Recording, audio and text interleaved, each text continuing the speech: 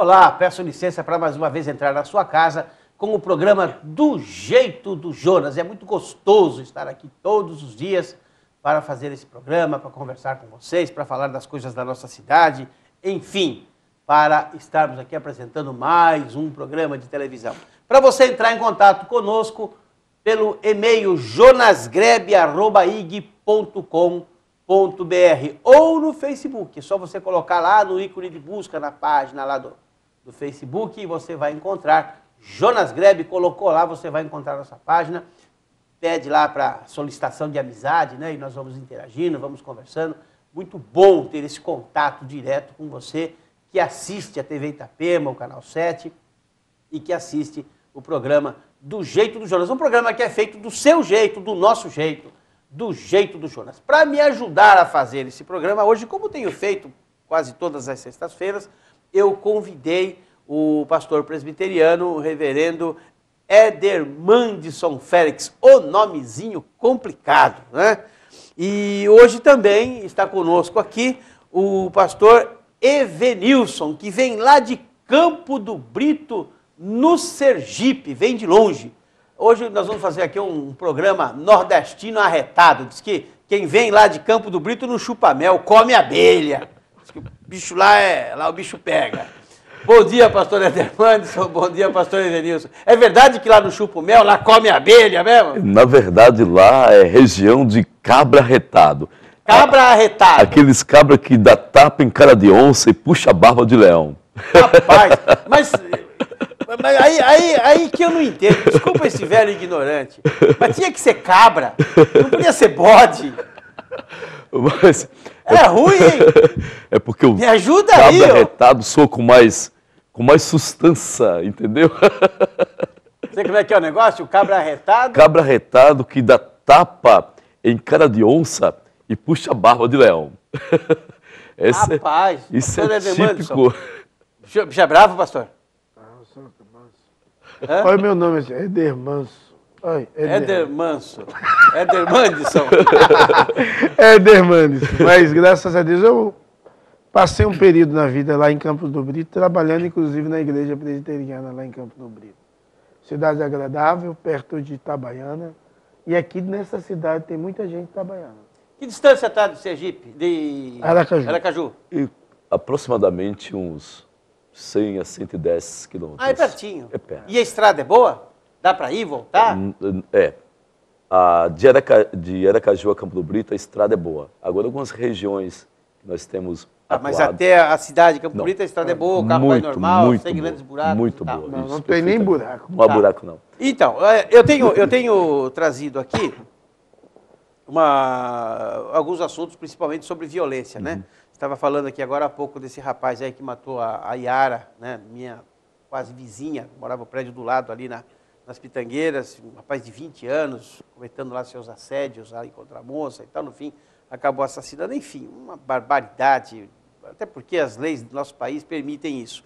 Nós temos aí 1.090.000 homicídios nos últimos... De 2001 para cá, de 1 de janeiro de 2001 para cá, nesse século, no Brasil, 1.090.000 homicídios. Uma violência tremenda. E Alagoas, Espírito Santo, Pará, Pernambuco e Amapá são os campeões, né, em violência, em homicídios. Os campeoníssimos. Alagoas é o campeoníssimo, Espírito Santo é o segundo, Pará, terceiro, Pernambuco, quarto, Amapá o quinto. E os menos violentos do Brasil, por incrível que pareça, que para nós parece que São Paulo é hiper, super, mega, plus violenta, mas o menos violento do país é o Rio Grande do Sul, o segundo é Santa Catarina, o terceiro é Paraná e o quarto menos violento do Brasil é São Paulo. Eu não tenho aqui nem entre os mais violentos, nem entre os menos violentos, mas como é que é lá em Sergipe? Lá no estado de Sergipe, existem algumas regiões, tais como a cidade de Itabaiana, a cidade de Lagarto, que apresenta um índice de violência muito mais alto que as pequenas cidades circunvizinhas. E isso tem sido até preocupante, porque nós temos entendido que essa violência, na maioria das vezes, é reflexo da falta de estrutura no lar. às vezes a gente encontra a violência, isso eu posso dizer. Quer dizer, peraí, vamos por partes aqui, como diria o Jack Stripador, né? Vamos por partes. Né? A violência, na sua visão, é por desconstituição da família. Isso eu posso afirmar uma realidade no estado de Sergipe. Às vezes a falta de estrutura, a falta de zelo, de referencial. Um filho que vê um pai violento, uma mãe descontrolada emocionalmente, geralmente ele, de alguma forma, ele será influenciado por esse tipo de procedimento. Então, não sei aqui, nesta região muito abençoada. Eu acho que aqui essa realidade deve ser um pouco diferente, pastor Éder, porque aqui a maioria nem conhece o pai. Porque hoje tem a moçada aí, a mulher tem filho com 4 homens, não sabe nem quem é o pai do Zezinho, do Joãozinho, do Carlinhos, não sabe quem é o pai de cada um, de tanto pai que tem. Mas o senhor está falando uma grande realidade, porque nós entendemos que a criança, ela precisa de uma figura. Claro. A figura de um pai, a figura de uma mãe. E a ausência dessa figura, a ausência de um pai, a ausência de uma mãe, isso gera, na verdade, um desconforto. E aí ele vai ter como referencial, vai buscar como referencial, já que não tem um pai como referencial, já que não tem uma mãe como referencial, ele vai buscar outros referenciais que, na verdade, não servem para dar um norte na sua trajetória de vida. Eu acho que isso já é uma violência, um filho sem pai, que não sabe quem é o seu pai, ou quando sabe, o cara não quer nem saber dele. Mas não se perdeu essa referência de família? Perdeu. Ou se está perdendo, pelo menos? Não, já perdeu. Mas isso é uma violência também. E é interessante entendermos que a violência, ela vai gerar violência. Isso já é uma violência. A família, desse jeito que se encontra hoje, é uma tremenda violência. É uma tremenda violência para o filho, para a mãe, para tudo. Na verdade, a população vive em um estado de medo e de extrema violência. Você vê um caso como esse, ou você... Olha, eu quando chego em casa, mais de 10 horas, eu olho para um lado, olho para o outro umas 3 vezes. Por quê? Eu sei que eu moro numa praça, eu dou a volta na praça. É perigoso. Eu dou a volta. Antes de abrir a garagem eletrônica do meu prédio, eu dou uma volta na praça. Isso por quê? Por causa da violência.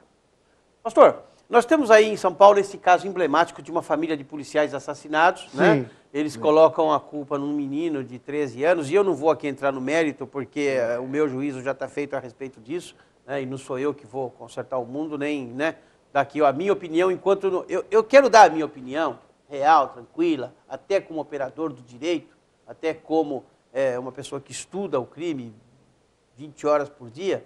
Eu quero esperar os laudos periciais. Antes disso, eu não quero fazer um pronunciamento dizendo, olha, é isso ou é aquilo. Muito bem.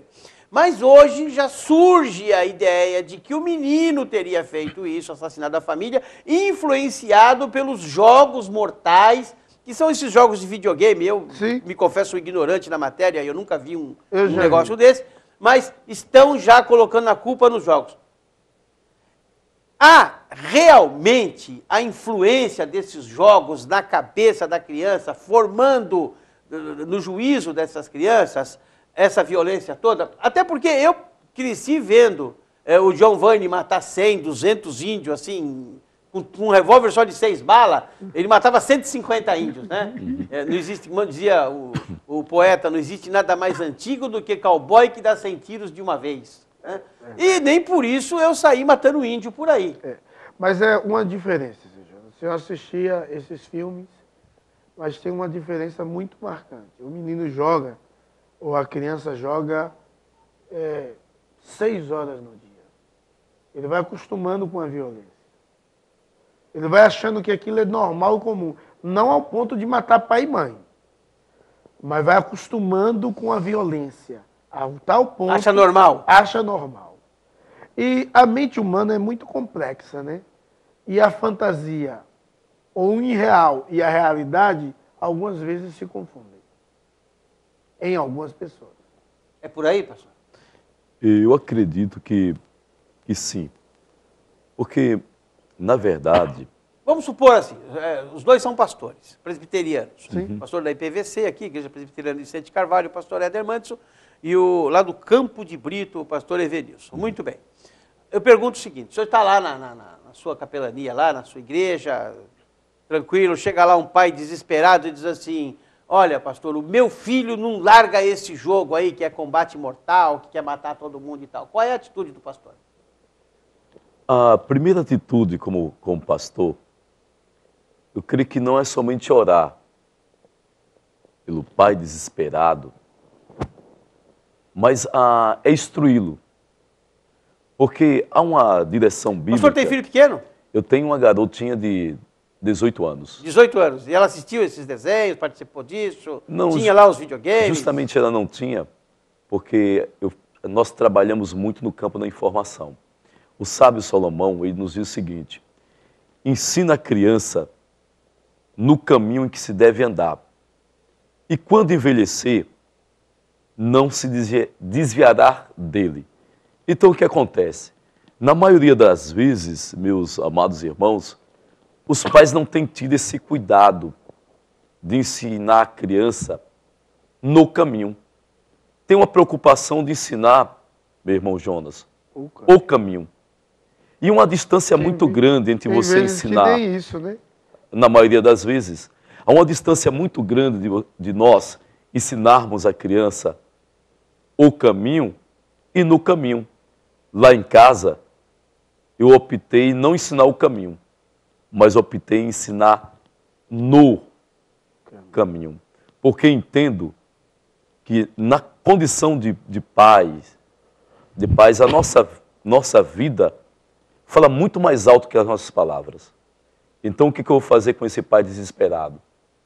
Sentar com ele, conversar com ele, instruí-lo, procurar identificar a real situação da vida familiar e depois, com muita simpatia, me aproximar da criança para procurar compreender o mundo dela. Pequeno? Eu tenho filho pequeno. Quantos anos? Meu filho tem 9 anos. 9 anos, tá. Na sua casa ele tem lá o videogame, tem lá os combates mortal? Meu filho eu ensino no caminho também. Não sou o caminho. Meu pai também tentou me ensinar no caminho, que deu. Ué. Só que eu acho o seguinte, seu Jonas, eu acho que a inserção desses jogos não é o resultado para acabar com a violência. Eu acho que até como você teve contato com filme de bang bang. Isso. Eu acho que vale a pena a criança ter contato com coisas desse tipo, com esporte. Meu filho treinou esporte marcial, ele tem 9, já treinou há 4 anos. Parou esse ano. Então, o que eu acho? Eu acho que não é isso. Mas ele vem de uma família onde está acostumada com arma também. Onde está acostumada com tiro. Talvez as conversas na casa gira isso. Se foi o menino, se foi. Não está. Não. Eu tenho quase que certeza absoluta que não foi. Mas se foi o menino, ele possivelmente já sabia atirar. Né? Não.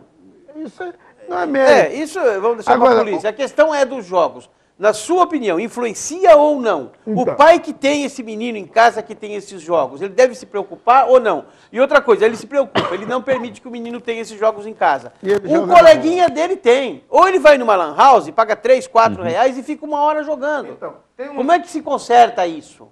Muito bem. Isso é interessante, sim. Eu acho que a inserção de ter o jogo em casa não vai fazer mal. O grande problema é o vício no jogo. Não, porque, olha, aqui, na sua igreja, o senhor provavelmente recebe lá um pai, o senhor conversa com um pai. Aqui o senhor está falando com muitos pais. Com certeza. Então, eu estou te falando, pai. Escuta uma coisa. O seu filho jogar. Tem até alguns jogos que eu joguei para o meu filho e disse, olha, isso aqui não serve. Que o cara rouba.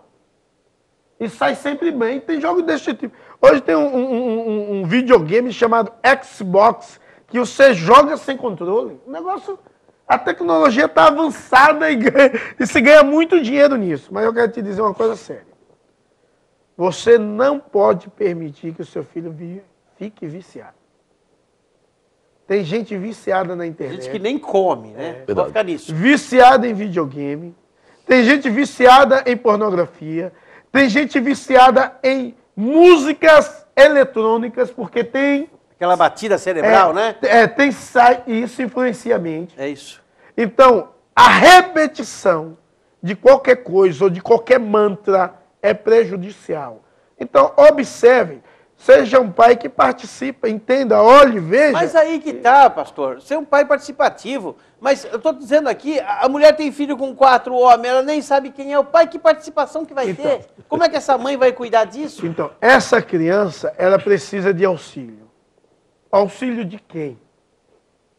De quem? Se não tem pai, se não tem mãe. Chegou uma mulher lá na igreja esses dias, desesperada da vida, pedindo uma cesta básica, e eu fui conversar com ela, orar por ela, e ela me disse assim, olha, pastor, eu preciso muito, sabe por quê? Porque o conselho tutelar tomou a minha criança. Eu disse, eles não tomaram em vão, alguma coisa aconteceu. O que foi que aconteceu? Eu estava na rua, a senhora estava na rua bebendo. E seu filho estava onde? E seu filho estava onde? De meses. Não, meu filho estava em casa com o pai. Quem é o pai dele? Como é que ele estava? Bêbado. Não dá. Não dá. Aí a pessoa quer a criança desse jeito? Não dá. Programa do Jeito do Jonas. Vamos ao breve intervalo. Daqui a pouquinho nós voltamos com o programa que é do seu jeito, do nosso jeito. Do Jeito do Jonas.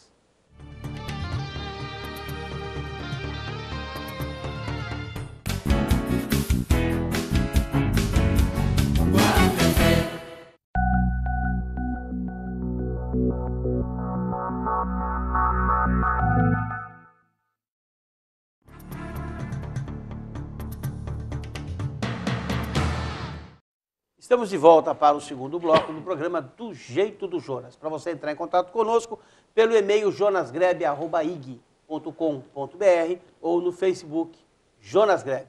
Entra lá, vamos bater um papo, interagir, faça lá o seu comentário. Estamos aí para aprender com vocês também. Hoje, para me ajudar a fazer esse programa, eu convidei o pastor Éder Mandisson Félix e também o pastor Evenilson, que vem lá de Campo do Brito, no Sergipe. Tem muito nordestino aqui, mas eu acho que a grande maioria são baianos e pernambucanos. Sergipanos são poucos, né? Piauienses eu sei que são muito poucos. São poucos, mas na verdade eu estou aqui desde o dia 1º de agosto e fiquei... Não, isso, 1º de agosto. E fiquei surpreendido pela quantidade de nordestino que encontrei na região. Estava até compartilhando com o Éder Mandisson. O pastor Éder disse que pediu a Deus que ficasse no meio dos nordestinos, próximo ao mar, pensando que é para Natal. Aí veio para Vicente Carvalho. Mas Vicente Carvalho é uma bênção. Eu amo isso aqui. Isso aqui é maravilhoso. Concordo com o senhor. É uma terra muito agradável mesmo. Eu estou já sendo um nordestino persuadido a vir também para essa região. E como é que é o nordestino arretado? Como é que é o negócio? Nordestino arretado que dá tapa em cara de onça e puxa a barba de leão. Tem que ser corajoso mesmo. Tá Mas certo. é aquilo que eu digo, meu irmão Jonas, coragem não é ausência de medo, mas é resistência ao medo. Resistência ao medo, até porque quem não tem medo tropeça. Verdadeiramente. Se você não tiver medo daquela pedrinha lá, você vai tropeçar e vai cair. Tem que ter medo. Tem que ter medo. Para você estar apto a enfrentar o medo. Verdadeiro. Senão, não tem jeito. Mas nós estamos falando de família, né, pastor? Mas pode falar, o que isso aí é? Mas existe medo bom e medo ruim. Tem muita gente que está com dificuldade, talvez assistindo hoje aqui, que tem um medo ruim. O medo ruim é o medo que te impede de viver, de sair de casa, de se relacionar. Né? O medo bom é aquele que você sabe, tem uma rua ali que está tendo muita dificuldade com roubo, e você tem outros lugares para passar, você vai evitar aquela rua, passar por outra. Esse é o medo bom. Pastor, num mundo como o de hoje, onde nós temos tantos atos contra o ser humano, atos de violência, está aí, exposto, né? Os assassinatos, Sim. os roubos, etc. Num mundo onde nós temos pessoas com problemas existenciais terríveis, num mundo onde nós temos problemas sociais terríveis, uma desigualdade, né? Uma desigualdade absurda, que de alguma forma alguém vai ter que achar um jeito de consertar isso. Num mundo como esse, pastor, por que tanta gente resiste trazer para dentro de si ou para dentro de sua casa Deus? Por que as pessoas resistem tanto a Deus num mundo de tanta dificuldade? Você já parou para pensar nisso? Já. Então, a palavra de Deus diz que o mundo já está posto sobre o domínio do maligno. Então, tem muita gente resistente às verdades de Deus por causa da própria ignorância da pessoa. A cegueira espiritual. O livro de Isaías diz que o povo são cegos, não consegue ver.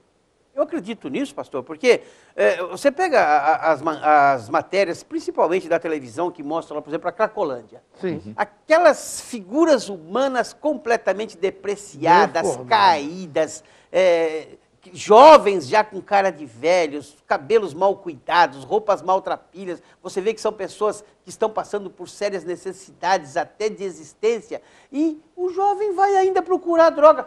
Aquilo não é um espelho, você não está vendo onde é que você vai terminar se você entrar na droga? Não, mas eu vou, comigo é diferente. E vai para a droga vendo toda a miséria humana que aquilo causa. É cegueira, pastor? Isso é espiritual isso? Isso é espiritual, sim. Na verdade, assim, nós devemos compreender que todas as mazelas humanas é uma questão espiritual. Por exemplo, o que faz um jovem bonito, bem criado, né, saudável, com família, com pai e mãe dentro de casa. Às vezes com pai e mãe dentro da igreja. Sim, às vezes, isso é verdade. Vezes, é? Com pai e mãe dentro da igreja. Entrar nas drogas.